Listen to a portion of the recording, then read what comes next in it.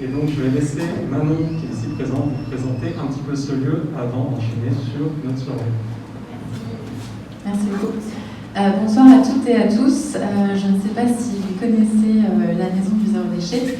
On est une association qui a été créée en 2017 par l'ONG Zero Waste France, qui a aussi ses bureaux dans ce lieu. À la base, on était dans le 18e arrondissement.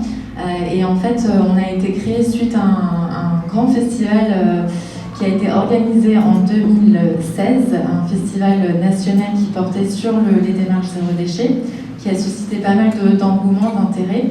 Et donc, on a ressenti ce besoin de créer un lieu permanent, un lieu ressource qui pouvait accueillir tout public autour des démarches zéro déchet. Et donc, comme vous avez pu le voir, en fait, le lieu consiste en une boutique, donc qui permet aussi de mettre en valeur, de présenter des marques essentiellement françaises qui présentent aujourd'hui des produits, des équipements pour notamment se passer d'objets à usage unique. On a également un espace librairie qui rassemble tout un tas d'ouvrages, de publications autour de la démarche zéro déchet, que ce soit à l'échelle individuelle ou collective. La nouveauté, c'est que maintenant, on a un espace café associatif, espace ressources, bibliothèque, qui permet justement aussi à toute personne de pouvoir profiter du lieu, se renseigner, rencontrer aussi d'autres personnes, que ce soit des rendez-vous professionnels ou personnels. Et là, vous êtes dans l'espace événementiel qui s'appelle Labora, où en fait on organise tout un tas de conférences. Alors essentiellement conférences pour le grand public, mais aussi des événements privés dans le cadre de cette soirée. À l'étage, que vous n'aurez pas l'occasion de voir ce soir, mais on a une salle atelier dans laquelle on organise pas mal d'ateliers pratiques. Et vous pouvez trouver toute notre programmation en ligne. Et sachez aussi que ces espaces sont mis à disposition pour tout un tas de structures qui souhaitent aussi organiser des soirées comme celle-ci ou des séminaires, des conférences. Voilà, je vous remercie. Et n'hésitez pas aussi à profiter du café bar associatif. C'est aussi ce qui permet de financer toutes les activités gratuites de sensibilisation organisées au sein de la Maison du Zéro Déchet. Merci beaucoup et bonne soirée. Merci. Donc, pour expliquer un petit peu l'objectif de la soirée de ce soir, parce qu'on pourrait se demander pourquoi, après 2 ans d'existence, Pixo fait une soirée de lancement. Donc, je vais vous raconter un petit peu l'histoire de Pixo et comment on en est arrivé là.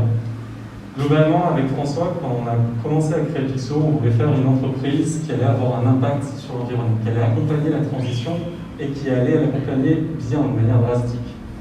Sauf que, souvent, les solutions écologiques sont contraignantes pour les utilisateurs, pour les clients. C'est inévitable de changer nos habitudes pour la transition écologique, on va tous y passer, mais les entrepreneurs à impact comme nous, notre but, c'est d'essayer d'accompagner cette transition en faisant en sorte que cette transition soit la moins dure, difficile possible pour les clients et les restaurateurs avec qui nous travaillons. Donc quand on a voulu faire passer au réutilisable la restauration, on s'est dit, il faut qu'on ait une solution qui ne soit pas du type consigne classique où je vais devoir payer une consigne à un restaurateur, je vais devoir ramener un point de collecte fixe. C'est généralement très contraignant, beaucoup de restaurateurs l'ont fait, beaucoup s'y sont un petit peu cassés les dents. On s'est dit, on va accompagner cette transition de cette manière. Sauf que s'il n'y a pas de contraintes sur les restaurateurs ou les utilisateurs, toutes les contraintes, elles sont sur nous, en tant qu'entreprise. Donc il fallait trouver un business model qui était associé à ça. Il fallait tester des choses et c'est ce qu'on a fait en 2019. En janvier, on a commencé notre activité avec, d'ailleurs il y a Bastien qui est par ici, avec quelqu'un qui est encore là avec nous aujourd'hui, qui était un des collaborateurs de l'entreprise dans laquelle on a déployé notre première solution Pixo. L'idée à ce moment-là, c'était on met des contenants réutilisables à disposition des employés des entreprises et à la pause déjeuner, quand ils sortent pour aller chercher à emporter dans les restaurants alentours, ils partent avec leur petit sac et leurs contenants réutilisables.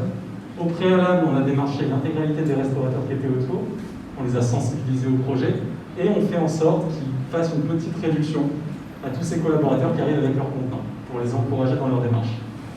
Ça s'est super bien passé, hein. Il y a eu de super retours, la preuve, certains sont encore là ce soir, donc un super taux d'adoption, c'était vraiment top. Le seul problème, c'est que tous les frais associés au réemploi, la logistique, le nettoyage, les contenants, la sensibilisation étaient portés par l'entreprise.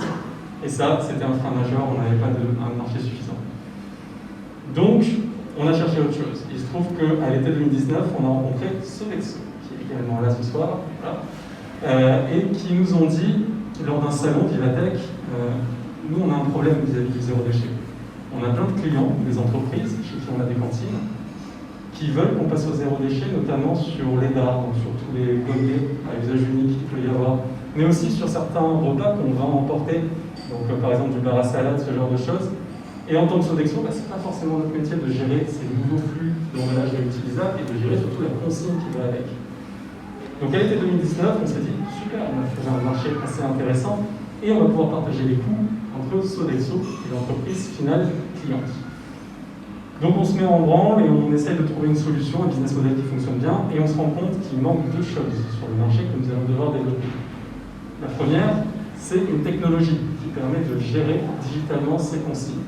Quelque chose qui évite d'avoir ce flux financier entre restaurateurs et utilisateurs, d'avoir à payer une petite pièce en plus pour être servi dans du réutilisable et récupérer cette petite pièce lorsqu'on ramène le contenant. On obtient une subvention de la Commission européenne et on commence le développement. En parallèle, on avait mis à notre catalogue de contenants réutilisables beaucoup de solutions qu'on avait trouvées sur le marché. Mais il se trouve qu'à chaque fois, ces solutions, ces contenants réutilisables présentaient un défaut. Ils n'étaient pas transparents, ils s'empilaient mal, ils étaient lourds, ils cassaient. Et donc, on s'est dit, bon, si on n'arrive pas à trouver notre bonheur sur le marché, c'est qu'il y a peut-être quelque chose à trouver. Et donc là, on s'est dit qu'on allait créer nos propres contenants réutilisables. Alors malheureusement, la coopérative MU, avec qui nous avons travaillé, qui est une agence d'éco-conception, n'a pas pu être là ce soir. Donc, pour les laisser pitcher, je vais mettre en haut-parleur. Je ne sais pas trop ce que ça va donner, donc on va voir. Mais ils vont pitcher en haut-parleur au micro. Oui, c'est bon, je te mets en haut-parleur et la salle est à toi. Merci beaucoup. Bonjour à tous, je suis ravie de pouvoir participer à distance à cet événement. J'espère que vous m'entendez bien. Je me présente, je suis Margot Péjolier, je suis associée et responsable design à la coopérative. Et j'ai pu travailler avec Benjamin et François sur l'éco-conception de la box. Comme vous l'avez sûrement présenté, Pixo est venu nous voir il y a à peu près 1 an avec pour l'ambition d'éco-concevoir leur service d'emballage réutilisable. Donc ça tombe bien parce qu'en effet, la coopérative MU est une agence d'éco-conception. Donc ça veut dire qu'on accompagne les entreprises à prendre en compte l'environnement dans leur développement de projets, que ce soit des produits ou des services par exemple. On existe depuis à peu près 10 ans et on a la particularité de combiner l'ingénierie de l'environnement, c'est-à-dire analyser, comprendre les enjeux environnementaux, et la créativité du design industriel, trouver des solutions concrètes et accompagner l'ambition de nos clients, l'industrialisation et la commercialisation de leurs produits. Par ailleurs, on accompagne aussi vraiment tout type d'entreprises, que ce soit des startups comme Pixo, mais aussi des grands groupes de tout secteur, tout autant le packaging, le cosmétique, le mobilier, etc. Et donc, dans le cadre de notre projet, on a réalisé ce qu'on appelle une démarche d'éco-conception, c'est-à-dire qu'on a pris en compte les 4 grands principes de l'éco-conception qui sont donc l'approche multi-étapes, c'est-à-dire qu'on prend en compte l'ensemble du cycle de vie du service Pixo, de l'extraction de la matière première qui va fabriquer les box, à la fin de vie, en passant par la fabrication, tout le service de distribution, l'utilisation. Ça, c'est vraiment le grand premier principe qui donne son nom d'ailleurs à la méthode qu'on utilise qui s'appelle l'analyse de cycle de vie. Le deuxième principe qu'on a utilisé, c'est l'approche systémique, c'est-à-dire qu'on ne prend pas seulement en compte le produit en lui-même, la box en elle-même, mais on prend aussi l'ensemble du système produit qui gravite autour du produit et pour lequel on considère leur impact. Donc, par exemple, tout ce qui est emballage de conditionnement, tout ce qui est lié à l'entretien, au nettoyage des box, la maintenance, etc. Ça, c'est le deuxième principe. Ensuite, le troisième principe, c'est l'approche multicritère, c'est-à-dire qu'on prend en compte l'ensemble des impacts environnementaux potentiellement générés par le produit sur différents indicateurs. Par exemple, la contribution au changement climatique que vous connaissez, qu'on commence à bien connaître maintenant, de manière assez globale, mais aussi, par exemple, les émissions de particules, l'épuisement des ressources minérales, l'eutrophisation de l'eau douce. Tout ça, c'est une batterie en fait, d'indicateurs qui nous permettent de quantifier les impacts environnementaux d'un projet, de les hiérarchiser et de les prioriser. Ça devient pour nous en fait une véritable étape clé d'entrée à la créativité pour la démarche d'éco-conception qui nous suit. Ensuite, le dernier grand principe, c'est la notion de service rendu, c'est-à-dire qu'on va travailler, suite à toutes ces différentes analyses, à réduire les impacts environnementaux tout en ajoutant un maximum de services rendus au produit. C'est vraiment la balance qui va nous faire un super projet. Donc, on a accompagné Pixo sur toute cette démarche en nous assurant d'être ambitieux par rapport aux références d'usage actuelles qui sont des références jetables et en quantifiant les objectifs de réduction d'impact, de réutilisation des box pour nous assurer que la solution Pixo ait le moins d'impact sur l'environnement possible. C'est bien évidemment une démarche d'amélioration continue et on travaille toujours avec Pixo, on est ravis pour les guider sur les actions à mettre en œuvre sur l'ensemble du cycle de vie avec cet objectif d'atteindre leurs ambitions en termes de gains environnementaux par rapport aux références. Donc je ne sais pas si vous voulez que j'entre plus dans le détail, mais je suis sûre que Benjamin, je crois que tu as prévu de présenter un peu plus en détail le fruit de notre travail. Oui, tout à fait. Voilà, donc en tout cas, si vous avez des questions complémentaires, je suis bien sûr disponible donc à distance. En tout cas, on sera ravis de pouvoir échanger plus en détail. N'hésitez pas à nous envoyer un petit mail ou à nous passer un petit coup de fil si vous voulez en savoir plus. Ok, ben écoute, merci Margot et à bientôt. À très vite. Salut. Voilà, c'était Margot Demi. Du coup, effectivement, ils ont fait une ACV du service Pixo. Et déjà, bon, premier soulagement, le réemploi est mieux que le jetable, quel que soit le jetable. C'était un soulagement parce qu'il y avait beaucoup d'études contradictoires que l'on se prenait de la part des entreprises, notamment clients final, qui disaient « Oui, mais moi j'ai entendu que finalement les meubles en céramique, c'est pas aussi bien que les côtés plastiques. » Donc, déjà, le réemploi est largement mieux, quel que soit le critère environnemental étudié. Et à partir de là, il y a eu la démarche d'éco-conception. Le but du jeu, c'est de fabriquer un contenant réutilisable qui va encore diminuer l'impact environnemental de tous ces critères. Cette éco-conception, donc, elle prend en compte la durabilité des produits. Le but du jeu, c'est que notre Pixobox soit la plus durable possible, qu'elle dure dans le temps. Elle respecte bien sûr tout le cahier des charges des restaurateurs avec qui on a travaillé. Notamment, on s'est mis en chambre avec Sodexo, on s'est mis en chambre avec d'autres restaurateurs comme Top Chef qui devrait faire un passage éclair ici pour venir présenter sa solution. Et des restaurateurs beaucoup plus classiques qui nous ont dit bon, bah, si vous deviez faire un contenant réutilisable parfait, il devrait ressembler à ça. On a fait ce contenant, mais c'est posé la question du matériau. Parce que lorsqu'on parle réemploi, il y a un grand combat sur les types de matériaux qu'on devrait utiliser. Alors certains sont faits un petit peu éliminés d'office, typiquement tout ce qui est en matière organique, le bois, le bambou, qui ne supportent pas en fait les nettoyages à 90 degrés qu'on va faire subir au contenant à chaque fois qu'il fait un cycle, qui sont nécessaires pour des conditions sanitaires. Les métaux, comme l'inox, ont été également éliminés, étant donné qu'ils ne passent pas au micro-ondes, mais c'est une condition pour beaucoup de restaurateurs. Ensuite, il y a la question du verre.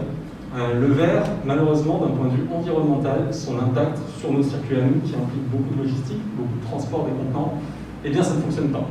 Ça ne fonctionne pas parce que c'est lourd, ça casse, et donc ça augmente l'impact environnemental. Du coup, on s'est rabattu sur d'autres matériaux. On en a shortlisté deux. Le premier, c'est le tritan, qui est un matériau assez connu dans l'alimentaire, puisqu'il est très souvent utilisé, et qui présente l'avantage d'être transparent, ce qui était un prérequis de beaucoup de restaurateurs. Et le deuxième, qui est notre petit chouchou d'un point de vue écologique, qui est le green fibre. Et je vais laisser Nicolas venir présenter son matériau. Et le green fibre. Voilà, hop, et la parole est à toi. Merci beaucoup Benjamin, bonjour à tous. Je m'appelle Nicolas, je suis responsable du développement de Greenfibre.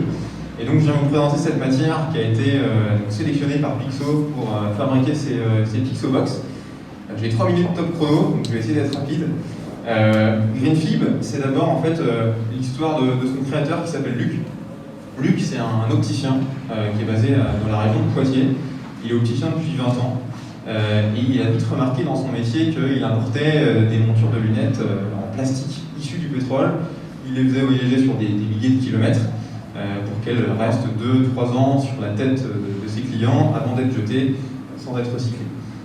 Il a élargi un peu ce constat à d'autres secteurs, au secteur de l'alimentaire, de la cosmétique, du bâtiment, aussi de l'outillage, dans lesquels on a énormément de plastique à usage unique, plastique à usage éphémère, et à chaque fois c'est du plastique issu du pétrole. Et donc il s'est dit quand même, il y a peut-être une solution, est-ce qu'on pourrait faire quelque chose?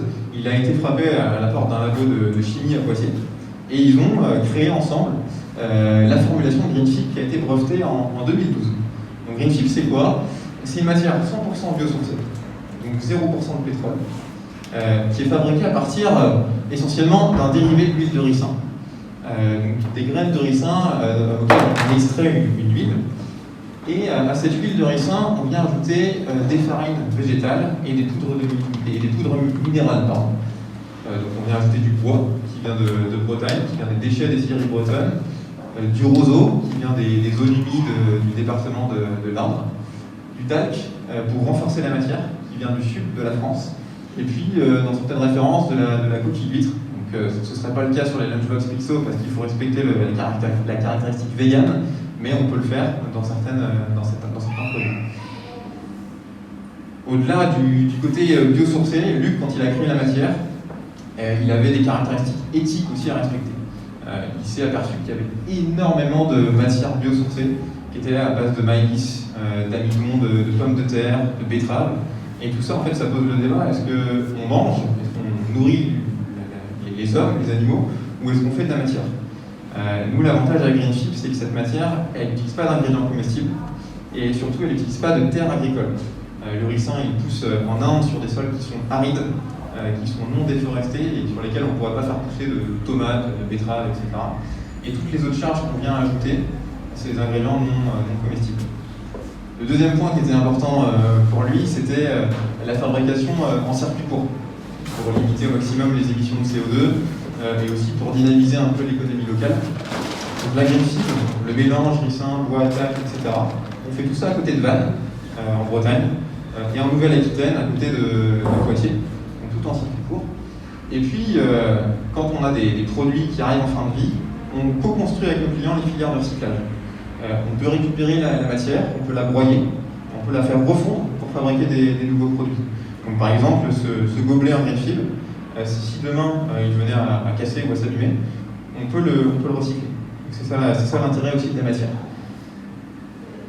Et puis un point très important que Luc avait mis dans le cahier des charges, c'était de pouvoir lutter contre l'obsolescence programmée. Donc d'avoir une matière qui dure dans le temps, le plus longtemps possible. La matière la plus écologique, c'est celle qu'on ne consomme pas. Nous, on est convaincus chez Greenfib, plus on aura des produits qui dureront dans le temps, plus on évitera de consommer d'autres produits. Et donc vous le voyez, quand je prends un gobelet, il résiste super bien à la flexion. Je peux vraiment m'amuser avec, je peux marcher dessus, il résiste, c'est top. Les lunettes, c'est pareil. Et puis surtout, c'est une matière qui résiste à très très haute température. On a fait des interrupteurs électriques avec. Et en fait, les interrupteurs électriques, il faut qu'ils soient homologués jusqu'à 960 degrés pour résister aux chocs électriques qu'ils peuvent avoir sur du 220 volts. Donc elle peut résister jusqu'à ces températures-là. Et aussi, point très important pour tout ça, c'était la garantie au lave-vaisselle. Donc notre matière, elle est garantie 10 ans au lave-vaisselle. Je vais profiter des dernières secondes qui me restent pour juste vous présenter un peu la palette de couleurs de Greenfib. Vous pourrez la retrouver ici. Et puis je vous invite, si vous avez des questions sur la matière, à venir me voir tout à l'heure. Ce sera un plaisir d'échanger avec vous. Merci beaucoup.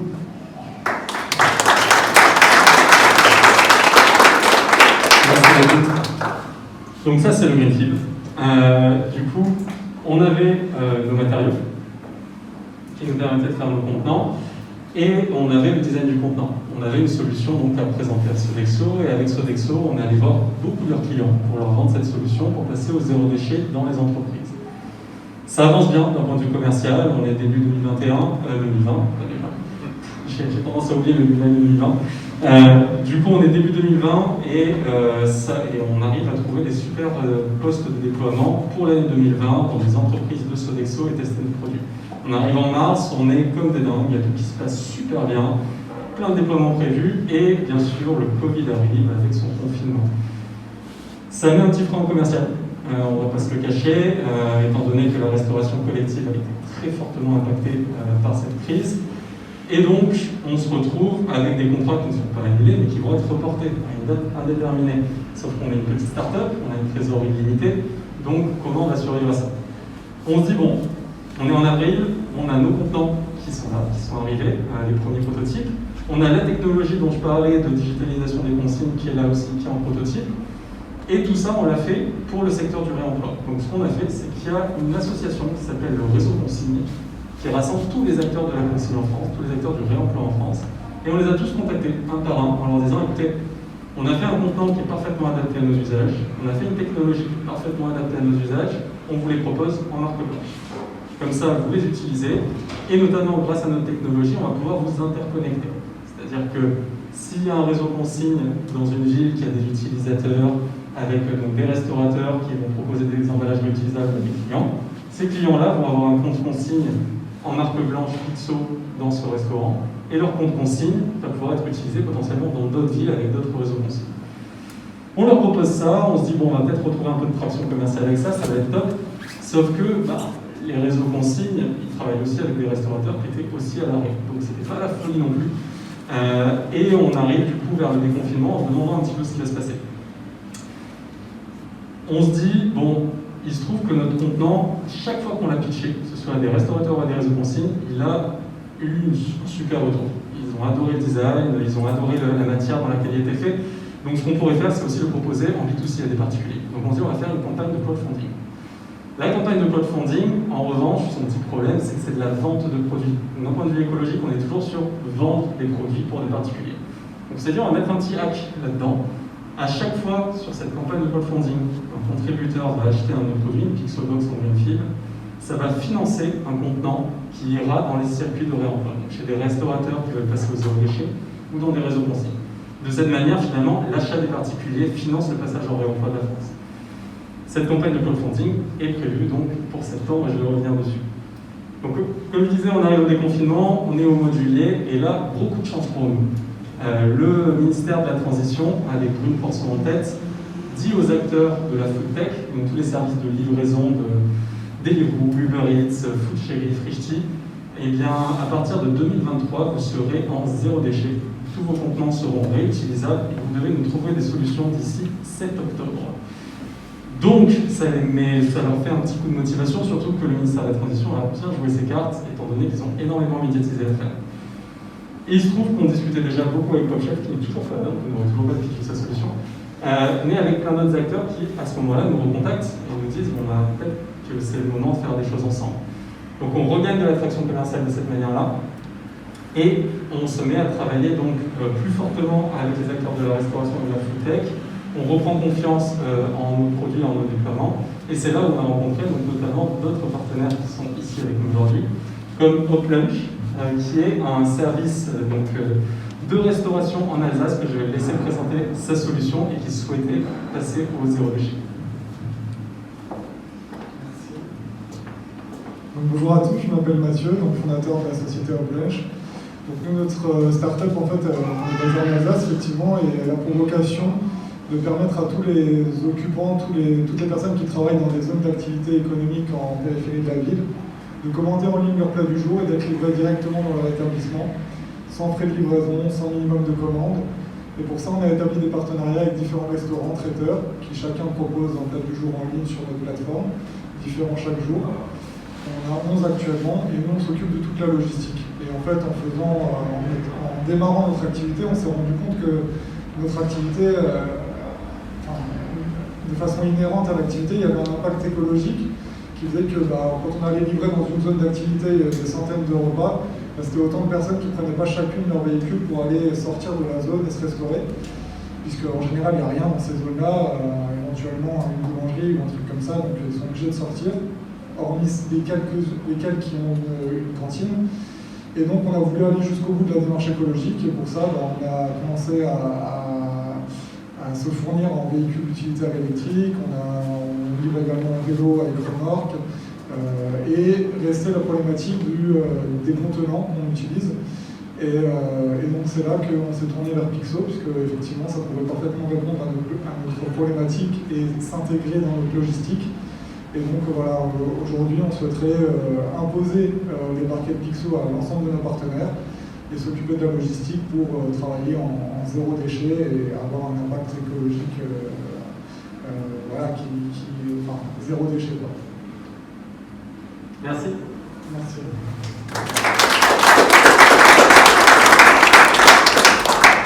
Donc effectivement, des food tech, pas que en France, mais aussi, pas que en France, l'Alsace est toujours en France. Pas que en France. Mais aussi en Alsace, mais également donc, avec des restaurateurs, donc notamment la chaîne de restauration, et notamment certaines qui ont déjà des concepts qui sont très ancrés dans la transition écologique, de base sur les produits qu'ils proposent. Et donc je vais laisser la parole à Nicolas Camard de Naturaliste qui va en plus nous servir le repas de ce soir. Merci beaucoup. Déjà merci de me donner l'opportunité de discuter avec vous tous ce soir et de vous présenter Naturaliste, qui est un projet quand même très naissant, qui est né du Covid, où on s'est dit qu'il fallait offrir des débouchés à des producteurs qui n'en avaient peut-être plus du jour au lendemain, et avec un angle effectivement assez prononcé et radical, je dirais, sur l'offre, qui se doit d'être en direct des producteurs, ce qui représente certaines complexités logistiques, vous pouvez l'imaginer, avec une conscience aussi anti-gaspillage sur les produits. Donc, on utilise la carotte par exemple, de la racine à la fan pour nos différents jus, nos différentes sauces, que vous allez pouvoir découvrir ce soir. Et voilà, non, par où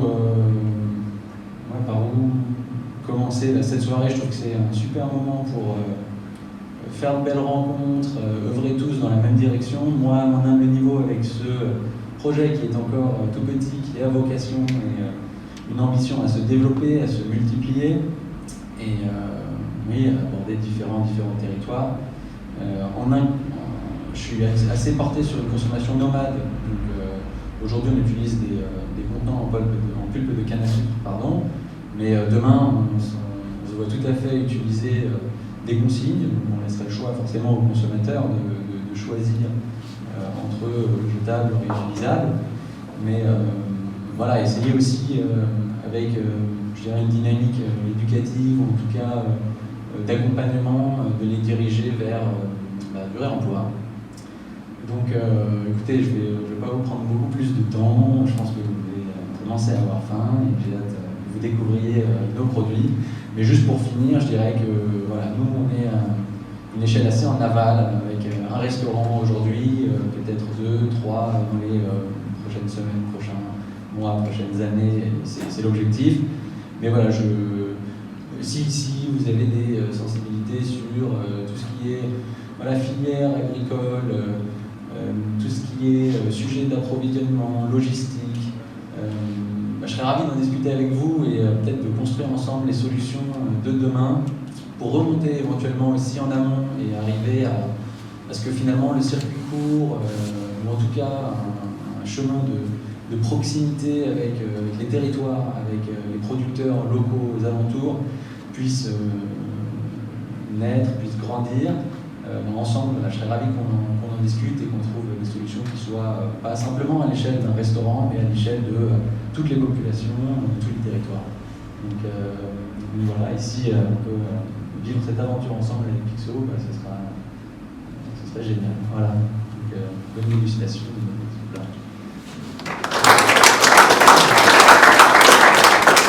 Merci. Et du coup, aujourd'hui, où on en est? Donc il y a des déploiements qui sont prévus et qui ont commencé avec des acteurs de la foodtech qui nous ont rejoints. On essaye au maximum de les mettre dans une démarche de participation, c'est-à-dire qu'en quelque sorte, ils s'entendent pour qu'ils trouvent des solutions conjointes. Alors pas forcément Pixo qui va faire toute la chaîne de valeur du contenant réutilisable à la technologie, à la logistique et au nettoyage, mais au contraire, ce qu'ils apprécient dans ce que propose Pixo, c'est qu'on essaye de s'interfacer au maximum avec les autres acteurs du réemploi, proposer si possible des centres de nettoyage et des circuits logistiques existants avec ces acteurs du réemploi, comme parfois en Ile-de-France qui existe depuis des années. Et bien sûr, ce qu'ils apprécient énormément, ce sont nos contenants, parce qu'ils ont été conçus exactement pour eux. Maintenant, d'un point de vue campagne de crowdfunding, parce que c'est l'objectif aussi de la soirée, malheureusement, elle ne sera pas lancée ce soir. Covid oblige, comme d'habitude, on a pris du retard à cause de petits délais Covid en quelque sorte sur la vidéo. Je voulais la lancer ce soir avec vous, ça arrivera plus tard dans la semaine, on se fera un plaisir de partager le lien et les vidéos en avant-première. En revanche, donc, cette campagne de crowdfunding, pourquoi elle est importante pour nous? Elle va faire connaître donc, bien sûr nos contenants, mais surtout toute la démarche d'éco-conception qu'on a fait. Et c'est important pour nous que le grand public comprenne comment on a conçu ces contenants, pourquoi ils ne sont pas en verre, pourquoi ils sont en greenfield, qu'est-ce que le greenfield. Et surtout, ce qu'ils comprennent également, c'est qu'à chaque fois qu'ils achètent un contenant réutilisable pour leur propre usage en greenfield, ça finance un contenant réutilisable pour un acteur du réemploi, en tout cas qui a pour vocation de passer au zéro déchet. Et donc, je vous fais confiance pour que lorsqu'on lancera cette campagne et qu'on vous la partagera, vous la partagez un maximum à votre entourage et que du coup, on ait un grand succès, notamment grâce à ça. Donc, je vous remercie, je vous prends pas plus de temps. Alors, malheureusement, je vois que la nourriture n'est pas encore arrivée. Donc, vous aurez le droit d'aller tranquillement au bar offert par la maison du zéro déchet, qui vous permettra donc de prendre un petit apéritif avant tout ça. Merci beaucoup et n'hésitez pas à parler à nos partenaires pendant la soirée. Ils sont là pour ça, échanger sur la démarche d'éco-conception, sur le matériau, sur les transitions de certains restaurateurs vers le zéro déchet. Ce sera avec plaisir qu'ils discuteront avec vous. Bonne soirée.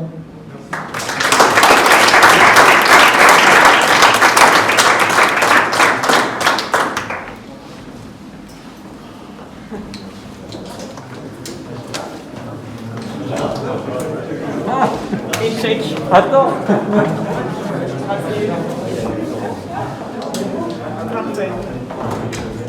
Alors, petite interruption de Pop Chef qui vient d'arriver.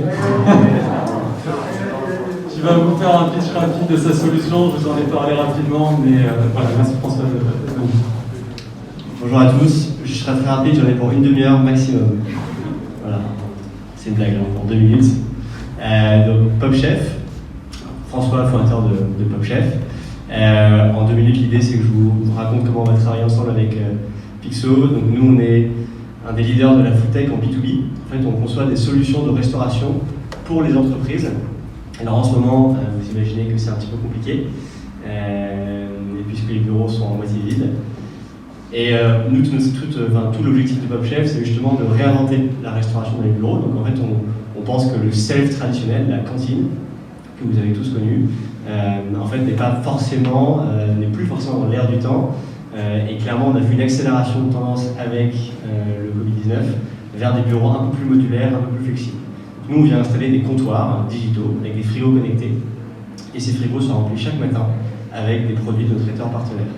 Vous badgez, vous vous servez, et quand la porte est fermée, on sait ce que vous avez pris et ça fonctionne comme une cantine avec la subvention employeur qui s'applique. Voilà. Donc c'est une cantine 100% dématérialisée. On va également livrer des plateaux repas.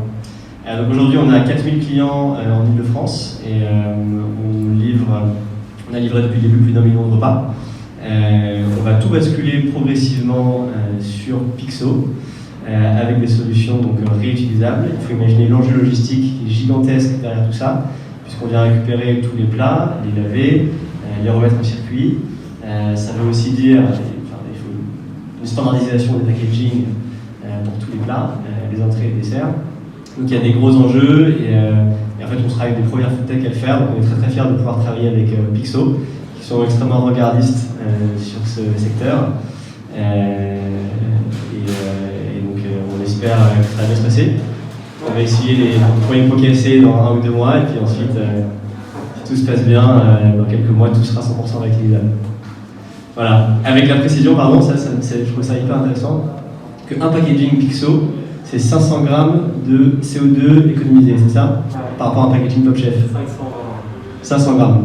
Alors du coup, je me suis posé la question, qu'est-ce que ça veut dire 500 grammes de CO2? En fait, un trajet Paris-New York, c'est par personne, par voyager, aller-retour, 1 tonne de CO2. C'est ça, on disait. Donc 500 kg par aller simple. Donc vu que Pop Chef va livrer plusieurs milliers de repas par jour, en packaging réutilisable, on va assez rapidement économiser l'équivalent de 1 ou 2 trajets aller-retour Paris-New York par jour grâce à Pixo. Et ça va être pour les applaudissements.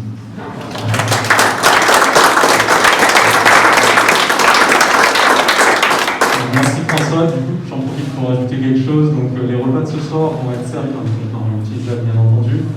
Tous ceux qui sont des Pixobox, donc vous les reconnaîtrez, ils sont carrés, ils sont très très jolis.